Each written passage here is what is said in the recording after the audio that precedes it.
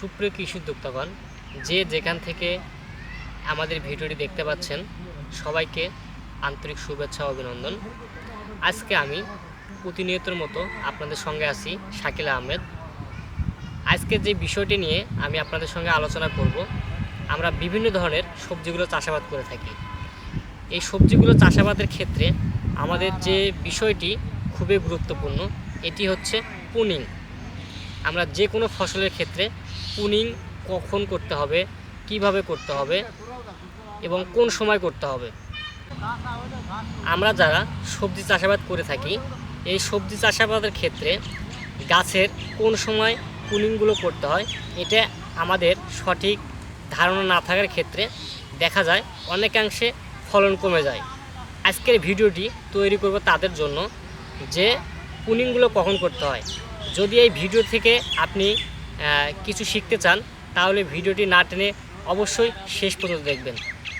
আর একটা কথা যদি আমি বলি, আমাদের চ্যানেলটি যারা এখনও সাবস্ক্রাইব করেননি, অবশ্যই সাবস্ক্রাইব করে আমাদের পাশে থাকবেন এবং কৃষি বিষয় নিত্য নতুন ভিডিওগুলো সবার আগে পেতে।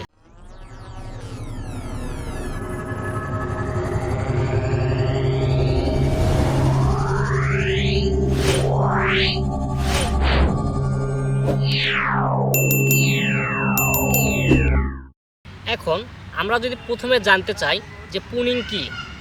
প্রুনিং হচ্ছে একটা গাছের সুকাঠামো এবং ফুল ফল ছাঁটাইকরণের পরে ফুল ফল ধারণ ক্ষমতাকে মূলত প্রুনিং বলা হয়ে থাকে। আজকে আমি আপনাদেরকে যে গাছের প্রুনিং করে দেখাবো, এটি হচ্ছে টমেটো গাছ। এই টমেটো গাছের ক্ষেত্রে আমরা কিভাবে প্রুনিং করব এবং প্রুনিং করার জন্য আমাদের কোন ডালগুলো ছাঁটাই করতে হবে এবং কোন সময় করতে হবে, এটি নিয়ে আপনারা দেখতে পাচ্ছেন এটি একটি টমেটো গাছ। এই গাছের বয়স মোটামুটি 45 থেকে 50 দিন হয়ে গেছে। আপনারা দেখতে পাচ্ছেন এই গাছে এখন পর্যন্ত কোনো ডালপালা ছাঁটাই করা হয়নি। আজকে আমি আপনাদেরকে দেখাবো যে আপনারা যে কোন ডাল রেখে বাকি ডালগুলো কাটতে হবে।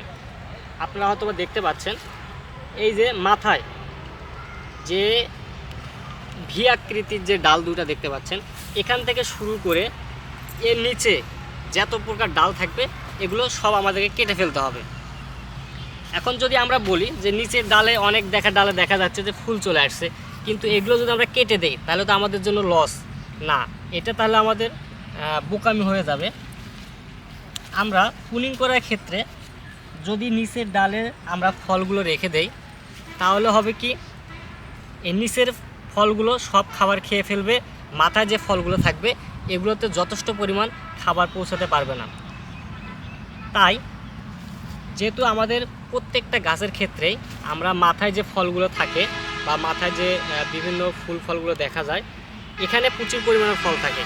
নিচে সবসময় ফলের আকৃতি বা ফল ধারণ ক্ষমতা অনেক কম থাকে। সেজন্য আমরা এই যে ভি আকৃতি থেকে দেখব, মাথায় দেখতে পারবো যে কোনো ফসলের ক্ষেত্রে এরকম দুইটা মেইন ডাল থাকবে। এই ডাল রেখে নিচে যত প্রকার ডাল আছে আমরা সব ডালগুলো কেটে দেব। এবং এই ডাল কাটার আগে আমাদের একটা সতর্ক থাকতে হবে যে মূল কাণ্ড থেকে মিনিমাম যে ডালটা কাটবো এটা 1 ইঞ্চি দূরে কাটতে হবে, যাতে মূল ডালে কখনো আঘাত না হানে। এইভাবে আমরা মেইন দুইটা ডগা রেখে সব ডালগুলো কেটে ফেলব। আর এতে করে হবে কি, আমাদের গাছের পোকামাকড়ের আক্রমণও অনেকটা কমে যাবে। দেখেন আমি আপনাদেরকে এগুলো কেটে দেখাচ্ছি। শুধু এই দুইটা ডাল রেখে আমরা মোটামুটি সব ডালগুলো কেটে দিলাম। এটি হচ্ছে মূলত প্রুনিং করা বলা হয়ে থাকে। এখন আমি যদি আপনাদেরকে বলি, যখন নিচে ডালপালা থাকবে, গাছটা অনেক ঝোপালো দেখাবে, এতে কি হবে, বায়ু চলাচল করতে কম পারবে, আলো বাতাস গাছে কম পড়বে এবং বিভিন্ন পোকামাকড়ের আক্রমণটা বেশি দেখা যায়। এজন্য আমরা এই মেইন দুইটা ডাল রেখে নিচে যা ডাল থাকবে সব কেটে দেব।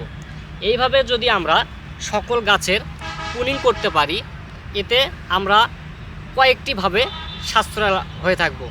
যেমন আমি যদি প্রথমে বলি, এই গাছে এখন পর্যাপ্ত পরিমাণ আলো বাতাস পাওয়ার কারণে গাছে ফুল ফলগুলো সময় মতো আসবে এবং গাছটি ফাঁকা হওয়ার কারণে এখানে পোকামাকড়ের আক্রমণ অনেকটা কমে যাবে। আমি আজকে আপনাদেরকে যে বিষয়টি দেখালাম এটি হচ্ছে টমেটো প্রুনিং কীভাবে করা হয়।